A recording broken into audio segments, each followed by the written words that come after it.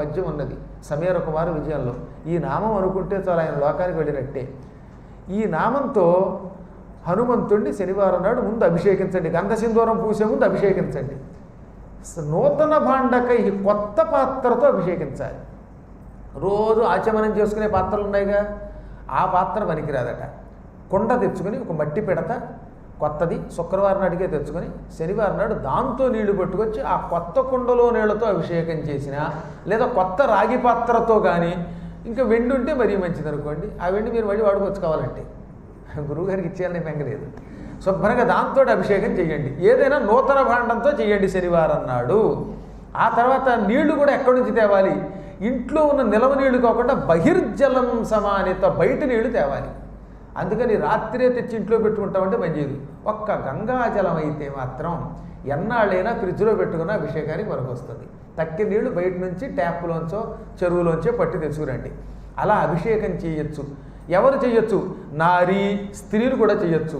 ఇంకా వాళ్ళు వీళ్ళు లేదు, బ్రాహ్మణ క్షత్రియ వైశ్య సూత్రాదులు అనే తేడా లేదు. భగవంతుడికి అంతా ఒకటే, కులం లేదు, మతం లేదు. ఎవడైనా భక్తితో చేయొచ్చు. మార్జయత్ ప్రతివాసరి. ఈ విధంగా హనుమంతుడిని ప్రతి శనివారం నాడు మళ్ళీ గుర్తుపెట్టుకోండి, సూర్యోదయానికి ముందు స్నానం చేయాలి, మంచి వస్త్రం కట్టుకోవాలి.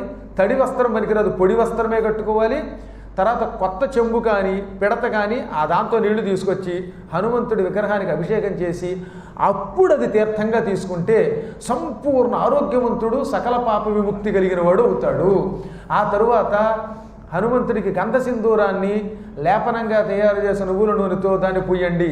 అదే గుళ్ళల్లో అయితే స్వయంగా అర్చక స్వామి చేసి పెడతారు మీ గోత్రనామాలతో, అప్పుడు దాన్ని బొట్టుగా పెట్టుకోండి. ఇలా చేస్తే మంచిది. ఒకవేళ ప్రతి శనివారం కుదరకపోతే ఒక 40 రోజులు పెట్టుకోండి. మండలాంతే భవేత్తస్య చింతితార్థం కులేసి ఒక 40 రోజులు కనుక ఎవడన్నా ఇలా రోజు చేశాడా ఇక వాడు సాక్షాత్ పరమేశ్వరుడు అయిపోతాడు. అనుకున్నది అయి తీరుతుంది. పిల్లలు పుట్టట్లేదు, ఇక వీడికి డాక్టర్లు తేల్చేశారండి వీడికి పిల్లలు పుట్టరన్నారు. అంతే కదా, అంత భయంకరమైన వంధ్య.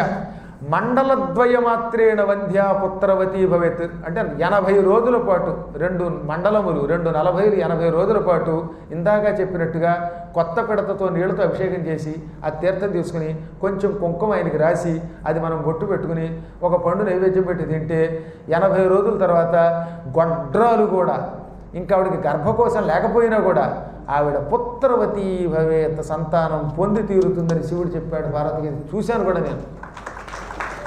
మా పీఠానికి ఒక ఆవిడ బెంగళూరు నుంచి వచ్చేది. 16 ఏళ్ళు అయింది పెళ్ళయి, పిల్లలు పుట్టరని చెప్పేశారు. భర్త గారికి శక్తి లేదట, ఆవిడలోనూ లోపం ఉందట. నిజంగా మా పీఠంలో జరిగింది 2007లో 2010లో బంగారం లాంటి పిల్లడితో సుఖంగా ఉంటుంది తెలుసు ఇప్పుడు ఆవిడ. అలాంటి వాళ్ళు ఎంతోమందిని ఈ మంత్ర ప్రయోగంతో దైవానుగ్రహం వల్ల అనుకున్న కార్యం సిద్ధించేలా చేయగలిగాం. అందులో ఉన్న శక్తి అటువంటిది, నమ్మకంతో చెయ్యాలి. మొత్తం మీద ఏలినాటి శని